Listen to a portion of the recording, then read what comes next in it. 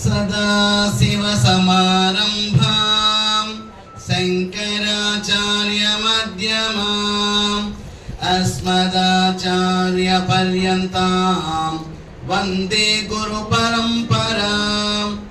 సనాతనమైన భారతీయ హైందవ సంస్కృతిలో కోటాను కోట్ల సంవత్సరాల నుంచి ఎంతమంది ఋషీశ్వరులు, మునీశ్వరులు, అవధూతలు, సద్గురు యొక్క ఆశీర్వాదం మనందరికీ లభించాలని ప్రప్రథమైన నమస్కారాన్ని ఆ గురు పరంపర తెలియపరుస్తూ, అందరూ నమస్కారం తెచ్చుకొని మీ గురువుని తెచ్చుకోండి.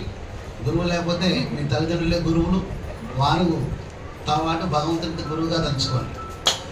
నమః ప్రణవార్థాయ శుద్ధ జ్ఞానైకమూర్తయే నిర్మలాయ ప్రశాంతాయ దక్షిణామూర్తయే నమః.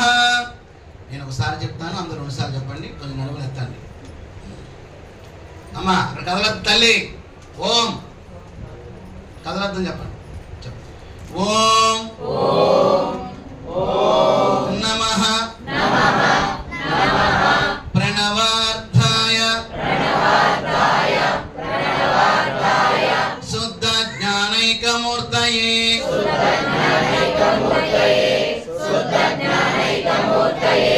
నిర్మలాయ ప్రశాంతాయ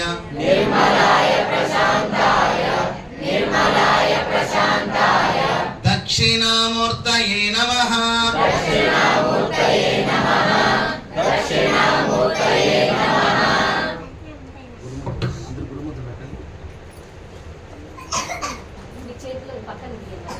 చూడండి పిల్లలు మీరు అక్కల్లా, మీరు మామూలుగానండి, మీరు మా అమ్మవారు, మీరు ఎవరికి నమస్కారం కూడా మీ ఆశీర్వాదం మాకు కావాలి. మీరు వద్దు అక్కల్లా తన మీద పెట్టుకున్నాను. ఓం గురుర్ బ్రహ్మ గురుర్ విష్ణు గురుర్దేవో మహేశ్వరః గురుర్ సాక్షాత్ పరబ్రహ్మ తస్మై శ్రీ గురవే నమః. శివాయ గురవే నమః. శ్రీమాత్రే నమః. హరి ఓం. అందరూ మామూలు నమస్కారం రండి, మీ తల్లిదండ్రులు తెచ్చుకోండి. ఓం మాతృదేవో భవ. ఓం పితృదేవో భవ.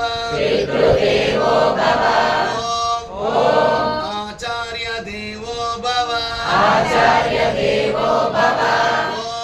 ఓం అతిథి దేవో భవ.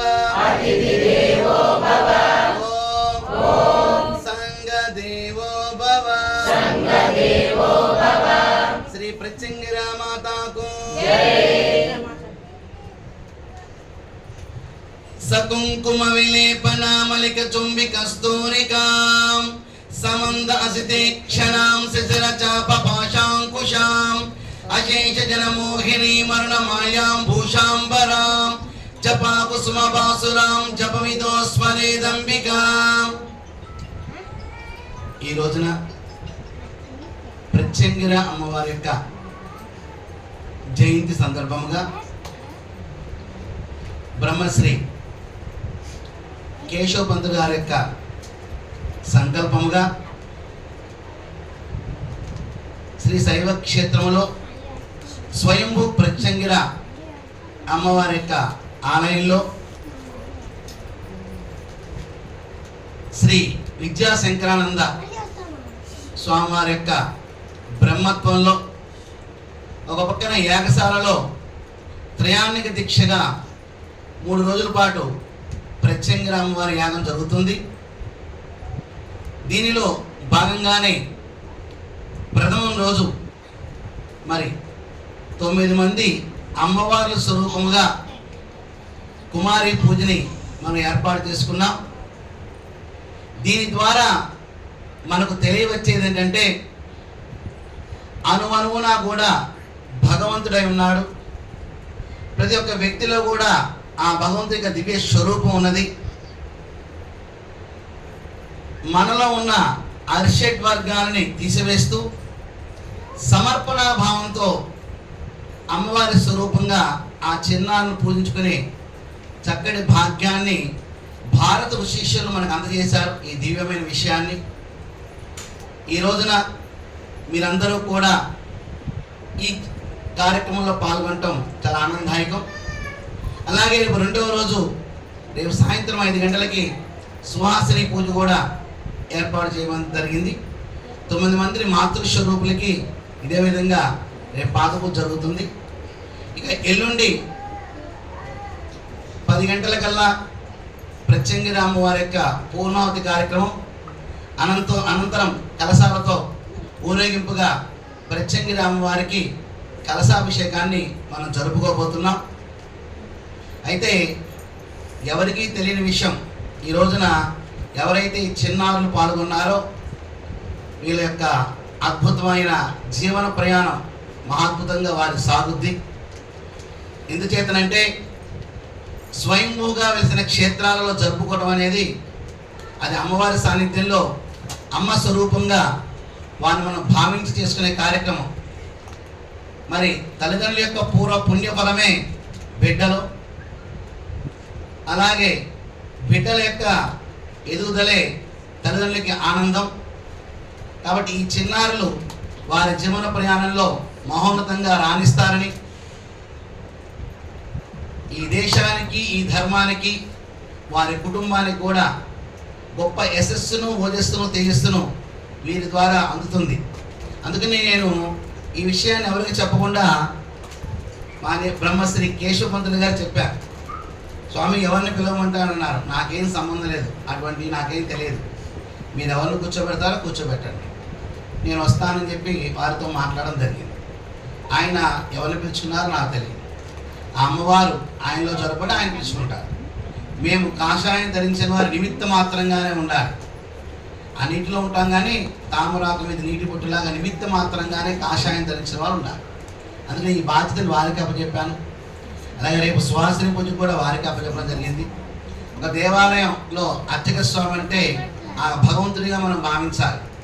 ఒక సామాన్యమైన మానవుడిగా, లేకపోతే ఒక మీలో కూడా నేర్చుకోవాల్సింది అంటే ఎంత దగ్గరగా ఉన్నా కూడా, ఎంత స్వతంత్రంగా ఉన్నా కూడా అర్చక స్వామిని మరి అన్నయ్య, తమ్ముడు, బావమరిది ఇలాంటి పిలుచుకోకూడదండి.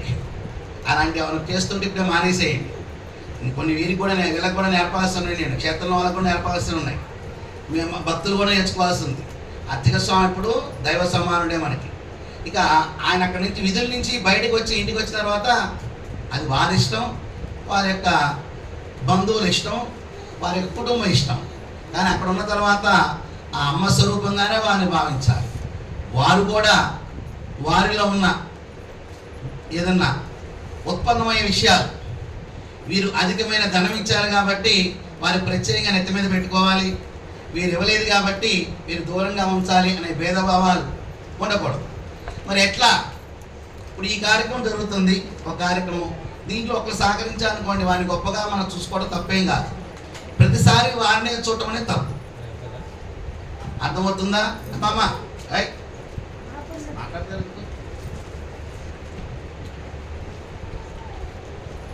అర్థమైందా? అర్థమైంది కదా? ఇప్పుడు ఈ కార్యక్రమానికి ఒక వ్యక్తి సహకరించారు, మనం గౌరవించుకుంటాం. ప్రతిసారి వారిని గౌరవించుకోవాలని లేదండి. ఆ గౌరవాలు అమ్మవారు ఆలోచించుకుంటారు. మన నిమిత్తం మాత్రం ఉండాలి, అంటే ఎటువంటి పక్షపాతం లేకుండా ఉండాలి. అది ఆఖరికి ఈ క్షేత్రంలో ఉన్న వాళ్ళతో సహా ఆ విషయాన్ని గ్రహిస్తూ మనం ఎదుగుతూ సమాజానికి ఎదిగేట చూడటమే దేవాలయం, అంటే అది సంస్కార కేంద్రం. ఈ రోజున అమ్మవారి ప్రత్యంగిరి అమ్మవారి యొక్క త్రయాణిక దీక్ష జరుగుతున్న ప్రత్యంగ యాగం సందర్భంగా ఇంకా నేను మా కమిటీ సభ్యులకు కూడా ఎవరికి కూడా ఇంకా చెప్పలేదు, కొంతమందికి తెలుసు, ఒక 2-3కి. మరి తెలంగాణ రాష్ట్రంలో మన భాగ్యనగర్ అంటే హైదరాబాద్ దగ్గరలో షాద్ నగర్ ఉంటుంది, అక్కడ పక్కనే కుందూర్గ్ అనే ప్రాంతంలో ఒక 50 ఎకరాల విస్తీర్ణంలో అమ్మవారి యొక్క మణిదీప క్షేత్రాన్ని నిర్మాణం చేయబోతున్నాం. ప్రపంచంలోనే అమ్మవారి క్షేత్రాల్లో అద్భుతమైన దృశ్య రూపముగా అక్కడ ఏర్పాటు చేయబోతున్నాం. ఆ యొక్క క్షేత్రంలో భూమి లోపల 40 అడుగుల లోపల మనకి అంతల విత్తల స్థుల తలాతల రసాతల మహాతల పాతాల లోకాలు ఎలా ఉన్నాయో అవి విన్నాం, చూడటానికి లేవు కదండి. ఆ 7 లోకాలు కూడా మనం లోపల చూడబోతున్నాం. భూమి లోపలికి వెళ్ళి అక్కడ నీరు ప్రవహిస్తూ ఉంటుంది. ప్రతి ఒక్కరూ పడవలు ఎక్కాలి. ఆ పడవ ప్రయాణంలో ఆ యొక్క సప్తలోకాల దర్శనం అవుతాయి. భూమి పైకి రాగానే భూలోక భూవర్లోక సువర్లోక జనలోక తపోలోక మహాలోకాల దర్శనం అవుతాయి. అవన్నీ కూడా మరి వాళ్ళు నడిచే పొజిషన్లో ఉన్నారు ఎవరన్నా? ఈ చివరి ఆ చివరి క్షేత్రం వెళ్ళమంటేనే అమ్మో కాలు నొప్పులండి అని అనేస్తున్నారు. అందుకని ఒక బెల్ట్ సిస్టమ్ ఏర్పాటు చేస్తున్నాం. అక్కడ నుంచుంటే వారే తీసుకెళ్ళిపోతారు అలాగా మొత్తం ఆ 7 లోకాలు. దానితో పాటు ఈ 7 లోకాల తర్వాత ఉండేది వైకుంఠం. వైకుంఠానికి పైన ఉండేది గోలోకం. గోలోకం పక్కన ఉండేది మహాకైలాసం. మహాకైలాసం దాటంగానే అమ్మవారి చింతామణి గృహం ఉంటుంది. అక్కడే మణిదీప క్షేత్రం ఉండేది. అందుచేత ఈ యొక్క 7 లోకాలతో పాటు వైకుంఠము, గోలోకము, ఇక లోపలికి ప్రవేశించే సందర్భంలో మనకి శంబలానగరం విన్నారా? పేరు విన్నారు కదా? ఆ అదృశ్య నగరం 2021 సంవత్సరంలో ఒక యోగిని వచ్చిన రమ్మన్నారు ఆ యొక్క అదృశ్య నగరానికి. నేను వాయిదా పెట్టాను. రేపు 28 పుష్కరాలు ఉంటాయి. ఆ తర్వాత మళ్ళీ 12 సంవత్సరాల పుష్కరాలు ఉంటాయి. అప్పుడు వస్తానని చెప్పాను. కాబట్టి ఈలోగా నాకు భగవంతుడు ఇచ్చిన పని మొత్తం పూర్తి చేయాలి. కాబట్టి ఈ దేశంలో ఏ పని ఇచ్చారో ఆ పని పూర్తి చేయాలి. కాబట్టి ఆ శంభా నగరాన్ని మనం చూస్తాం. ఆ నగరంలో ప్రవేశిస్తాం. ఆ నగరంలో ఒక పక్కన మరి సమస్త నిధులకి అధిపతి ఎవరు? కుబేరుడు యొక్క లోకం కనపడుతుంది పక్కన. అది దాటుకుని మనం లోపలికి వెళ్ళగానే అక్కడ మహాకైలాసం ఉంటుంది. మహాకైలాసాన్ని దాటుకుని వెళ్ళగానే వెనకాల స్వామివారికి ఏం కావాలండి? ఆయనకేం అక్కర్లేదు కాబట్టి ఆయన మంచు కొండలో ఉంటారు. మరి అమ్మవారిని కాపాడుకోవాలి కదా, చక్కగా చూసుకోవాలి కదా. అందుకని ఆమె చింతామణి గృహం ఉంటుంది అద్భుతంగా. ఆ గృహంలో అమ్మవారు ఉంటారు. ఈ యొక్క 17 ప్రాకారాలు ఉంటాయి.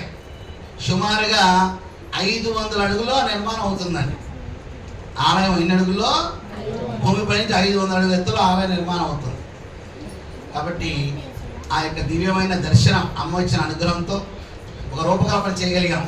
వారు కూడా సహకరించారు, విద్యాశంకరానంద స్వామి కూడా. అది ఇప్పుడు మీ అందరికీ, ఎందుకంటే క్షేత్రం ఎవరికి చూపించలేదు. మరి నువ్వు చూసినట్టున్నావు, చూసారు? అక్క చూడలేదు కదా, మీరు చూశారు కదా. అందుకని ఒక 4 చూశారు, ఇంకెవరో చూడలేదు. దాన్ని ఇప్పుడు నేను చూపించబోతున్నా మీ అందరికీ. ఎందుకంటే ఇక్కడి నుంచే మా కథం ప్రారంభమవుతుంది. ఈ తల్లుల యొక్క పూజతో మా కథ ప్రారంభమవుతుంది. కావున ఆ మహాక్షేత్రానికి బీజం ఈ రోజున పడుతుంది. అది ఇప్పుడు ఒక్కసారి మీ అందరికీ చూపిస్తాను. చక్కగా దివ్య దర్శనాన్ని పొందండి. 10 సంవత్సరాల లోపల ఒక రూపానికి వస్తుందని మేము భావిస్తున్నాం.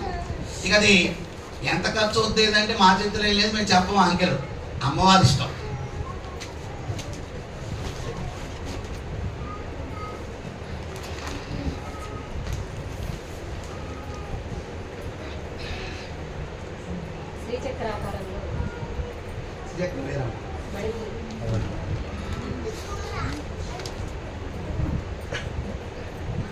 ఉంది.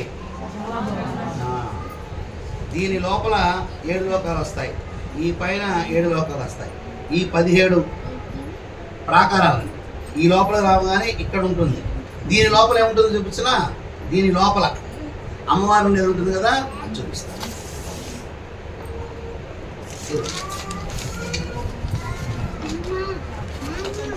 ఇదే చింతామణి గృహం. దీంట్లో అమ్మవారు ఉంటారు. ఇది ఇంత పెద్ద కట్టడం దేంట్లో ఉంటుంది? దీని లోపల ఉంటుంది. అంటే దానికి నిర్మాణ స్థాయిలో ఎలా ఉంటుంది? దేవతలు వచ్చి పని చేసుకుంటారు, మనమేం లేదు. భగవంతుడు పంపిస్తాడు, శిల్పులు పంపిస్తాడు, దేవతలు వచ్చి పని చేస్తారు. కాబట్టి మరి ఇటువంటి క్షేత్రాలు ఎలా నిర్మాణం అవుతాయి? క్షేత్రంలో ఉన్నవాళ్ళు, నేను, అందరూ ఒళ్ళు దగ్గర పెట్టుకుని ధర్మపరంగా ఎటువంటి కర్మశాల లేకుండా సస్యలతో అంతకన్నా శుద్ధితో అడుగులు వేస్తే మాత్రం ఉంటాయి. అది ఎన్ని అవ్వండి, ఏమి చిత్రపటాలు చూపించిన వ్యవహారం కాదు కదా. దీనికి అందుకనే 50 ఎకరాలు, దీనికి ఇంకొక 22 ఎకరాలు పూర్తిగా సేవలకి కోటాను కోట్లు పెట్టి నేను దేవాలయ నిర్మాణం వదిలేనండి. అది నాకు తెలియదు. అమ్మవారు ఉంటారు, అమ్మవారి కేంద్రంగా సామాన్య ప్రజలకు సేవలు అందాలి. దానికి ఇక్కడ 21 రకాల సేవలను ఏర్పాటు చేస్తున్నాం. దాంట్లో గురుకుల పాఠశాలలు వస్తున్నాయి, ఇక వాత్సల్య అనే వస్తుంది, వేద పాఠశాల వస్తుంది, ఆగమ పాఠశాల వస్తుంది. ఇప్పుడు మీరు అర్చన నేర్చుకోవాలనుకోండి, వచ్చి వారం రోజులు అక్కడ ఉండి పూర్తిగా అర్చన ఏ విధంగా ఇంట్లో చేసుకోవచ్చు నేర్పుతారు, చేసుకుని వచ్చేయచ్చు. ఎవరికి ఎటువంటి రొక్కం ఉండదు, డబ్బులు ఆ లోపలికి వస్తే అంత సేవా మార్గంలో ఆ 21 విషయాలు ఉంటాయన్నమాట. కాబట్టి ఈ రోజున ఈ కుమారు తరపున ఇచ్చేస్తున్నాం. దీంతోపాటు ఈ యొక్క వ్యవస్థకి 282 అడుగుల రాజగోపుర నిర్మాణం చేస్తున్నాం. మురుడేశ్వరంలో రాజగోపురం 252 అడుగులు, ఈ 252 అడుగులు రాజగోపురం.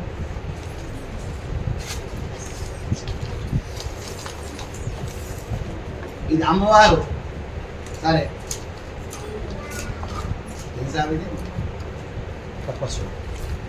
అమ్మవారి తెప్పోత్సవ సేవ ఎలా ఉంటుంది?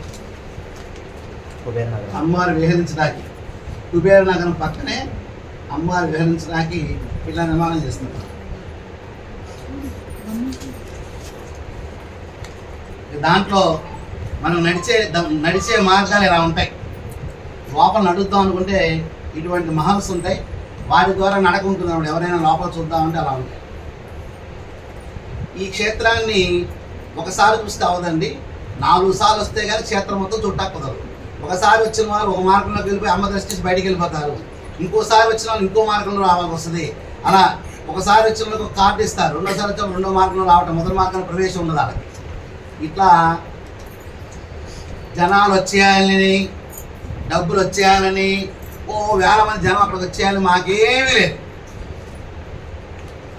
ఈ యొక్క ప్రపంచము, విశ్వము, భారతదేశం వర్ధిల్లాలి, భారతదేశం మరొకసారి విశ్వగురు స్థానంలో ఉండాలనే ఆలోచనతో ఇచ్చేస్తున్నాం.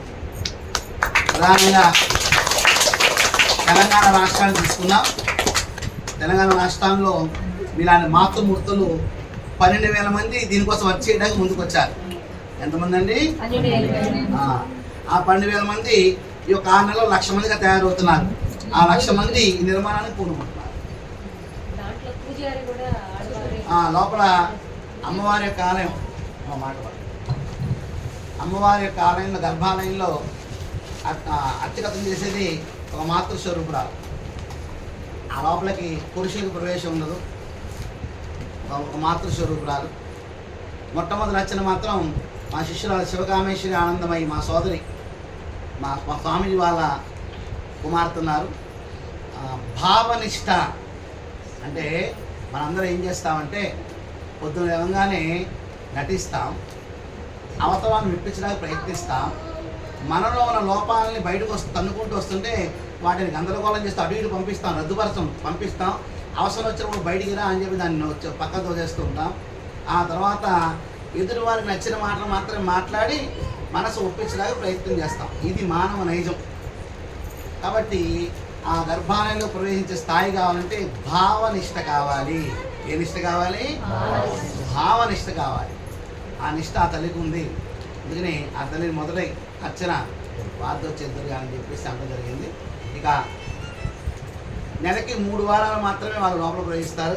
1 వారం వారు ఉంటారు, ఇంకో తల్లి ఇంకో 3 వారాలు చేస్తారు. అట్లాగా ఇక త్రిమూర్తులు కూడా అమ్మలోకి వెళ్ళినప్పుడు స్త్రీ స్వరూపాన్ని దాల్చే వెళ్ళినట్టుగా మనకు తెలియవస్తుంది. ఎందుకంటే అమ్మవారి దగ్గర అంత శుద్ధమైన అంతఃకరణతో ఉండగలగాలి. సరే, నేను కూడా అంత శుద్ధంగా ఉండడానికి ప్రయత్నం చేస్తూ అంత శుద్ధ అంతఃకరణతో ఇది ప్రారంభించాలని చెప్పేసి వారి చిన్నారుల యొక్క పాదపూజతో ఈ కార్యక్రమాన్ని ప్రారంభిస్తున్నాం. ఇక వీరి జీవితాలు శబ్దార్థమవుతాయి. వారికి సమస్య ఎప్పుడు కూడా అండదండలో ఉంటుంది. దైవశక్తిని వారికి అందజేస్తాం. వారి తల్లులు రకరకాలుగా పిల్లలు తయారు చేసుకుంటుంటారు, ముద్దు ముచ్చటగా చూసుకోవడానికి. ఏం పర్వాలేదు, అది వారి ఇష్టం. మేము మాత్రం దైవబలాన్ని వారికి అందజేయడానికి ప్రయత్నం చేస్తాం. ఇది చిన్నారుల యొక్క పేర్లను తీసుకుని వారి నక్షత్రాలు తీసుకోండి. ముఖ్యమైన పర్వదినాలప్పుడు వారి పేరుతో అర్చన చేయాలి. లోకా సమస్త సుఖినో భవంతు, సర్వేజన